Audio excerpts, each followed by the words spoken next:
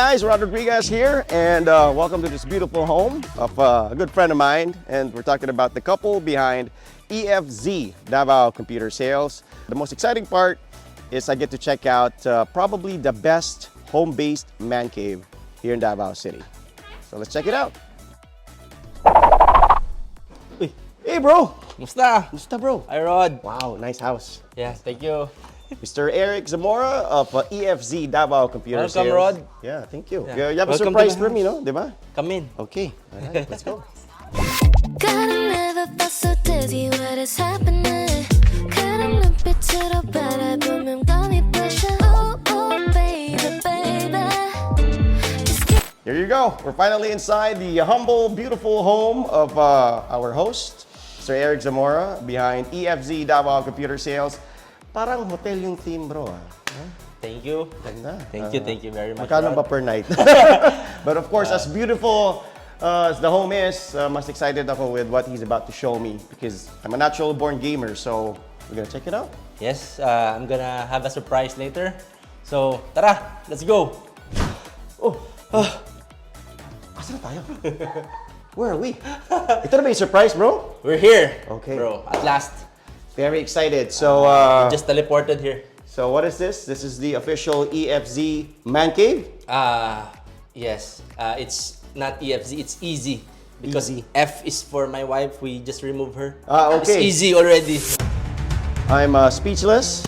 Before we move on to anything that's beyond the man cave, tingnan muna natin to. What do we have here, my friend? Of course, it wouldn't be a gamer room if there will be no anime toys. I just collected some of my favorite animes that I fully watched. Of course, Naruto, the Akatsukis. We have here Dragon Ball, Of course.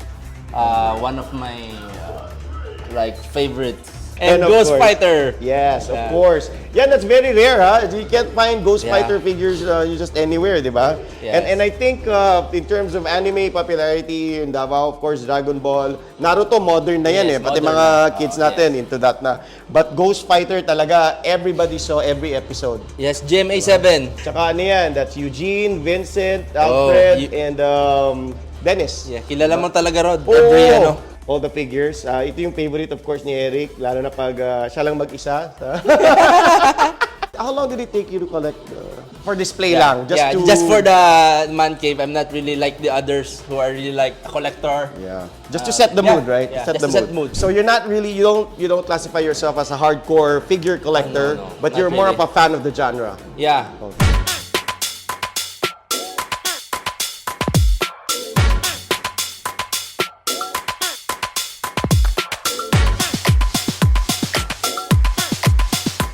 So you know. All right, so let's move on now. This is more my thing, okay? So for those who know me or don't know me, I am a big console gamer. Kasi there are PC gamers, there are console gamers. I'm a console gamer kasi it's too Now hard. I know. It's Now too I know. hard for me to navigate with the keyboard.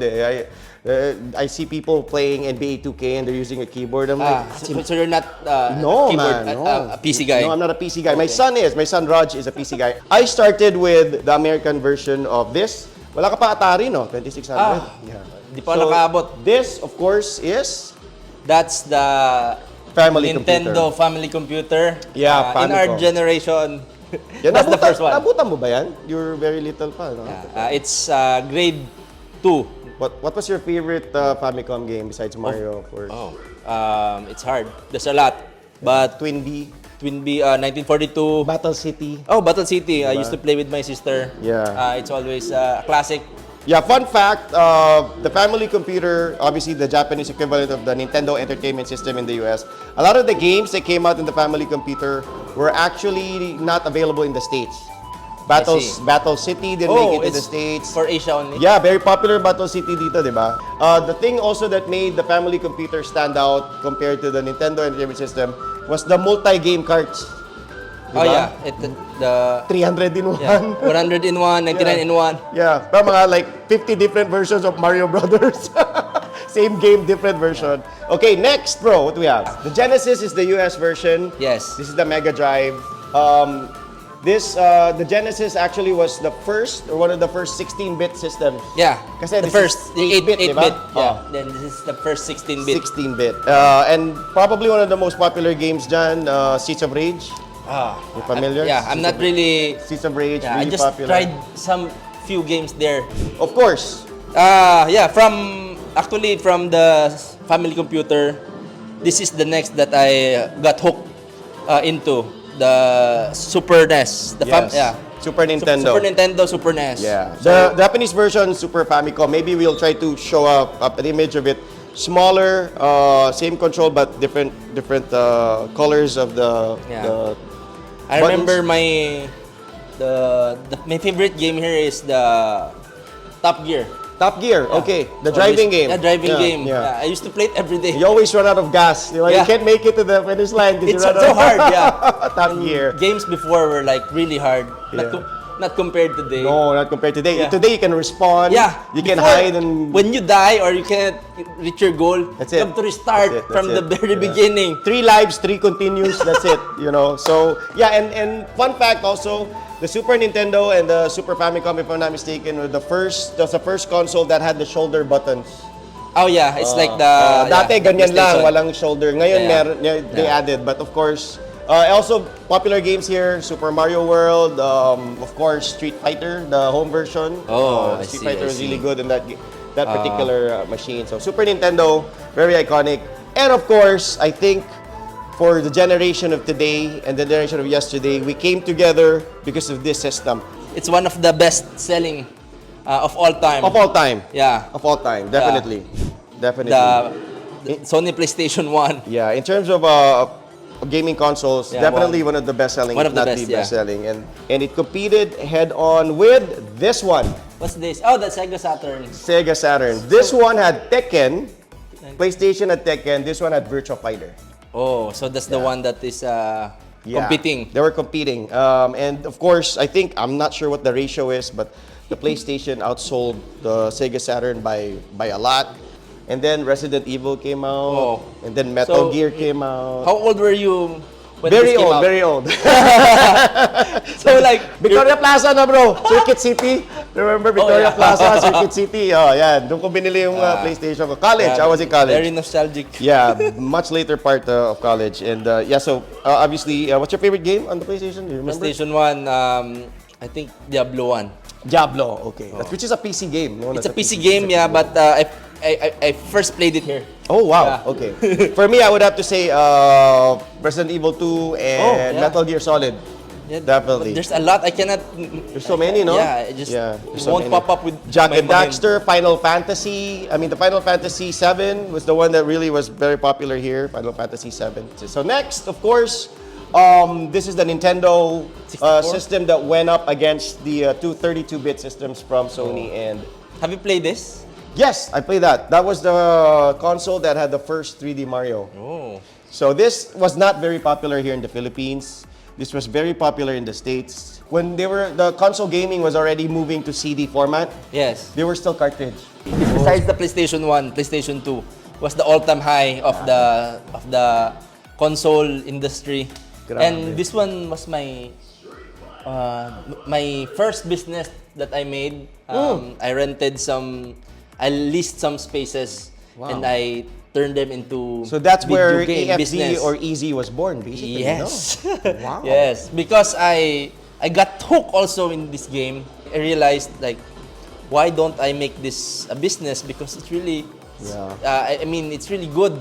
So I mean, the gamers will be hooked also Yes. for sure. So PS2 had so many memorable games. What was your favorite game on PS2? Prince of Persia, Prince of Sands of Persia. Time. Yes, good game. Really, I got a lot of tantrums. Onimusha. Sands of Time was the one that you can rewind back, di ba? Yes. You play that Yeah. level, try again. Yeah. Onimusha Warlords. A lot. Devil May Cry. Devil May Devil Cry. Oh, Devil May Cry. And the NBA Live series. Yes, NBA Live. It went out Before here. 2K really took off, NBA Live pa yun. You know, it Yes. was all there. Yeah. Next, of course, this was the follow-up to the Nintendo 64, the Nintendo GameCube. I wanted one because there were a lot of exclusive games for it. If I'm not mistaken, Luigi's Mansion, I haven't tried it. among others. Wow. And Nintendo exclusive So games. cool. The Zelda games. Yeah. Wasn't very popular in the Philippines because the medium that they used was yung small format na CD. So the CDs were like this small, and that wasn't widely distributed. Technically, this is the first Xbox, and it had the giant controller. You actually have the vintage giant one, huh? Yeah. This came out 2001. You can see all the details here. So you can see very OC si Eric. He had all the details, the names, the year it was released, the power, the graphics. I was thinking it would be nice to put details because if I have visitors, they were like, wow. Xbox 360. Yeah, this one is one of my favorite also. Same tayo. Because it has the Kinect version. Dance? Yeah, Dance What do you call- Central. Just Dance? Just Dance 1, 2, 3, 4. I used to play with my kids. Guitar Hero? Guitar diba? Hero, yes. The next Wii. was the Wii. Yeah. This is the newer Wii though. This is the black version, right? Yeah. Yeah. The later version. But Later version. it's the concept is still like you use the what do you call the controller? Yeah, The it's like controller. a nunchuck. They call it the nunchuck and controller. then I used to play tennis. My visitors who are not really gamers, Yeah. they love it. Not just for hardcore gamers, Yes. it's also for the casual gamer. That's why it was one of the best selling as well, the Wii. Yes. Though in the Philippines, di siya masyado sumikat, but it was very popular worldwide. Of course, one of our favorites as well, PlayStation 3. PlayStation 3. Yeah, this system for me leveled up the gaming console to the next era of gaming with the graphics. I Yeah. think this was the one that first required you to have an HD TV. Yes, this one started HDMI, Full HD. di Yeah, ba? the Full HD. HDMI. Yeah, you can Because- play it on a standard definition TV, kaya lang maliliit yung graphics. Yes, If that's you want true. to fully enjoy the graphics. The old consoles, we just use the VGA cable. Yeah, VJ cable, yeah. But this the one, red, yellow, and ano, di ba? yes, or the RCA, the red, RCA, yellow, yeah. and white. But this one started the HDMI. HDMI. Yeah, So, the resolution was really good. really good. So games like Uncharted, NBA Live, NBA 2K, all Fight Night Champion, all those games were really, really good. And the graphics and the resolution, you could really maximize your HD TV. Ang mahal pa ng HD TV nun, bro. May plasma pa nga, di ba? Grabe. Parang pang dato lang. Si Eric lang meron nun dati, HD No, TV. my TV was analog. Ganun pa yung channel. May UHF. Alright, so next, after the PlayStation 3, of course, Xbox. Xbox One. It was released in year 2013. Yeah. And of course, the graphics, AMD na. And, the Xbox One was obviously the one that went up against the PlayStation 4, which is this system. Oh yeah, they're the one competing. Up to now, yung mga walang PS5, PS4 Yeah, pa. still, the PS4 games are still there in the market. So, alright. So, we've covered the Hall of Fame of consoles. And we'll move on to the rest of the Man Cave.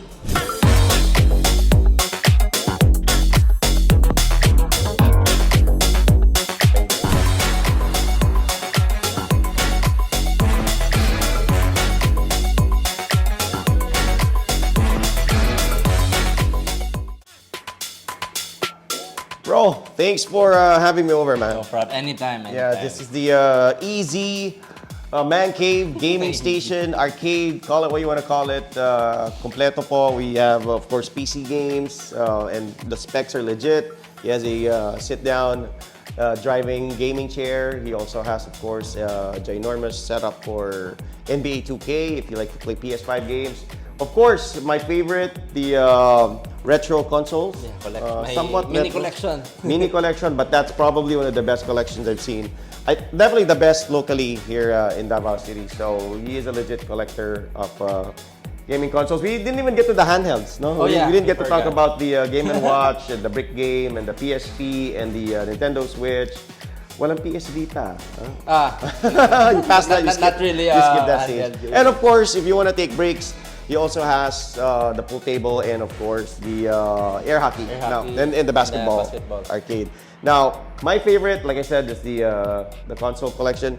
But here's the thing, it's not open to the public. Huh? So if you're tight with this guy, and you know where he lives, maybe pwede mo magsamok-samok. You can visit the guy. But if you want a setup like this, if you want everything you see here pretty much, you can actually get your hands on. This guy will find a way for you. So how do they get in touch with you, bro? If you want to have a gaming setup, PC setup, or Arcade setup. we also sell PlayStation. Bro. Okay, here we go. You can contact us through Facebook, EFZ Davao Computer Sales, and you can visit us at Barangay 18B, Inigo Street, Obrero, Davao City.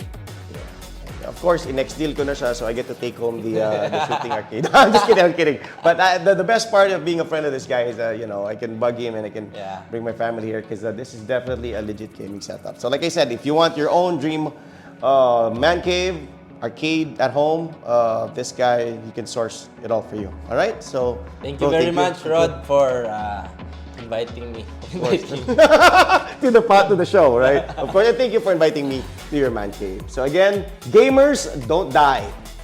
They respond.